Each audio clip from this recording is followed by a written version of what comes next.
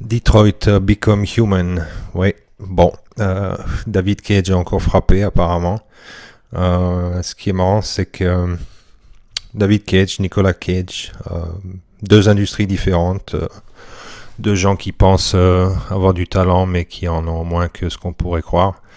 J'ai rien contre David Cage personnellement, mais ces jeux qui ne sont pas des jeux continuent de sortir année après année. Ça porte d'autres noms, mais c'est exactement le même jeu. On dit qu'un peintre fait tout le temps le même tableau, ben Cage fait tout le temps le même jeu vidéo, ou plutôt l'expérience interactive vidéoludique à fort contenu ajouté, quelque chose comme ça. Toujours est-il que ce monsieur légionnaire, Légion d'honneur de l'Académie française, etc. Donc c'est quelqu'un qui compte apparemment. Nous sort des jeux qui ne ressemblent pas à des jeux. Bon, on ramasse un poisson par terre, on sait que c'est un poisson qui vient de tel pays, etc. C'est formidable. On appuie sur triangle, on appuie sur rond, on le remet dans l'aquarium, et puis on repart. Je veux dire, bon, Detroit, ok, quoi, c'est super. Heavy Rain, c'était la même chose, il pleuvait très fort, on était un espèce de gros inspecteur. Bon, aller dans l'allée, appuyer sur rond, attention, il sort son flingue, appuie sur carré. Je veux dire, au bout d'un moment, quand on aime les jeux vidéo, on peut pas aimer ça. Il y a que de l'exposition pure. Il se passe pas grand chose. D'accord, graphiquement c'est joli. Heureusement que ça soit pas moche, parce que il se passe rien à l'écran. C'est un Android qui marche, qui dit bonjour, qui dit au revoir. Je veux dire, c'est marrant que Cage parle tout le temps d'évolution, de la narration dans les jeux vidéo, etc. Et pourtant, j'ai beau regarder, j'en vois pas. Je regrette. Graphiquement, ça a bougé, mais Heavy Rain ou bien Two Souls, etc. Le mec veut nous faire croire que le cinéma arrive sur PlayStation.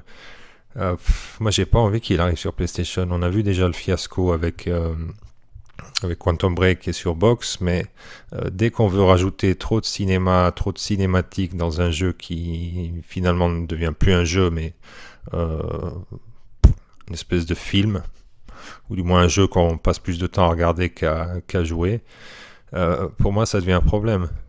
Parce que un jeu, pour moi, on doit jouer. Je veux dire, c'est con, mais oui, on appuie sur triangle, on a une réponse, une question. On appuie sur carré, ah bon, bah, il faut refaire le jeu, on aurait peut-être eu une autre réponse. Il nous aurait dit merde au lieu de nous dire merci. Je veux dire, il parle de complexité, de profondeur, etc., mais c'est toujours complètement binaire. C'est soit l'un soit l'autre. Le mec va être sur le ponton, soit il va tirer sur l'inspecteur, sur le négociateur, soit il va tomber par terre, soit il va se prendre une balle et puis tomber du building.